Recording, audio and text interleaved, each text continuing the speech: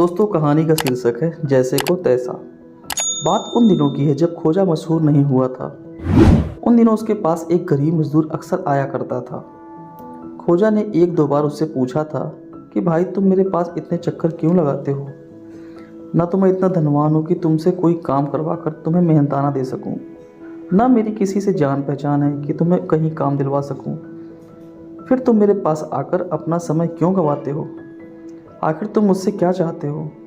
खोजा के पूछने पर उस मजदूर ने अपने आने की वजह उजागर करते हुए कहा, मैं आपसे कुछ नसीहत लेना आता हूँ। मुझे उम्मीद है कि एक ना एक दिन आपकी इनायत मुझ पर ज़रूर होगी। मैं दरअसल मजदूरी छोड़कर अपना कोई कारोबार करना चाहता हूँ। मेरी दिली इच्छा है कि आप मुझे नेक सलाह दें। खोजा ने उसकी बात सुनकर खुशी जाहिर की और उसे समझाया कि कभी किसी के साथ बेईमानी नहीं करना, मेहनत से जी मत चुराना, किसी को बुरा भला मत कहना, गरीबों से ज़्यादा मुनाफा नहीं कमाना। इस मुल्क में गरीबों की संख्या कुछ ज़्यादा ही है। यदि तुम और व्यापारियों की तरह ठगने की आदत नहीं बनाओगे तो तुम देखोगे कि वे गरीब मजदूर ही एक दिन तुम्हें इतना अमीर बना देंगे जितनी तुमने कल्पना भी नहीं की होगी। मजदूर की आदत होती है कि उसे जहाँ दो धेले कम में ज़रूरत की चीज़ें मिले वहाँ वह बार बार जाता है, जबकि अमीर सस्ता सामान बेचने वाले की चीज़ों पर शक करने लगता है।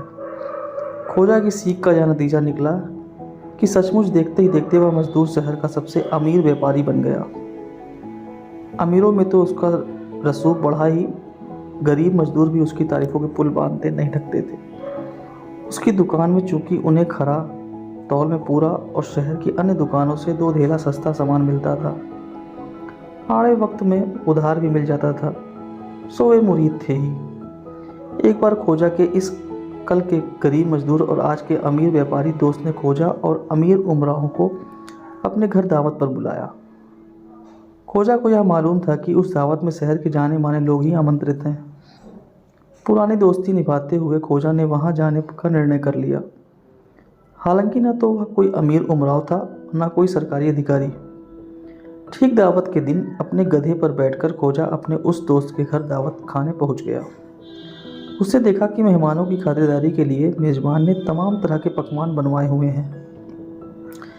जितने भी किस्म के खाने हो सकते थे और जितने भी किस्म के मिजाज के खाने वाले वहां आए हुए थे, लगभग सभी की पसंद का खाना बनवाया गया था। खुद मेज़बान ने खाने से पहले खोजा को पूरी रसोई और भंडार घर की सैर करवाई। जब सब लोग खाना खाने बैठे तो खोजा ने देखा कि उसकी बगल में बैठा एक मेहमान न सिर्फ ज़्यादा से ज़्यादा खाना चट करता जा रहा था, बल्कि बहुत से पकवान उठा उठाकर अपनी जेब में भी भरता जा रहा था। खोजा को उसको समझते देने लगी कि वह ऐसा क्यों कर रहा है। खोजा को इस बात की खबर थी कि शहर के पुराने रईसों खोजा कि इस दोस्त का जो भी कभी मामूली मजदूर हुआ करता था, व्यापार में आना पसंद नहीं था। खोजा को यकीन हो चला कि हो ना हो यह मेरी बगल में बैठा सेठ भी उन सेठों में से एक हो सकता है। इस सेठ की तरह कुछ और भी मेहमान ऐसा ही कर रहे हों, ताकि यहाँ खाने की कुछ चीज़ें कम पड़ जाएं और इस तरह मेहमान की हंसी उड़ा सके कि खिलाने का दम नहीं था तो इतने मेहमान बुलाए ही क्यों।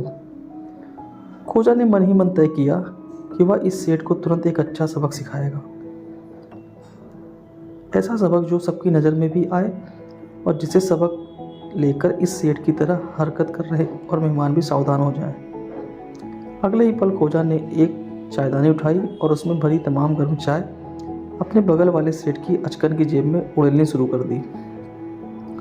अभी थोड़ी सी चाय उसके जेब में पहुंची होगी कि सेठ को जलन होने लगी।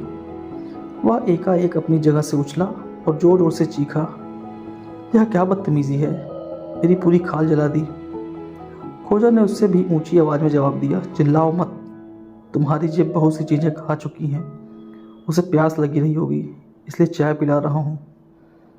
खोजा का इतना कहना था कि उस सेठ का चेहरा तो फीका ही पड़ गया और जो मेहमान सेठ इस तरह की हरकत में जुटे हुए थे, वे भी एकाएक पेट भर जाने का ऐलान करते हुए अपने अपने पेट पर हाथ फेरते हुए उठे और मेज़बान से इजाज़त लेकर अपनी अपनी हवेली की ओर रुखसत हो गए।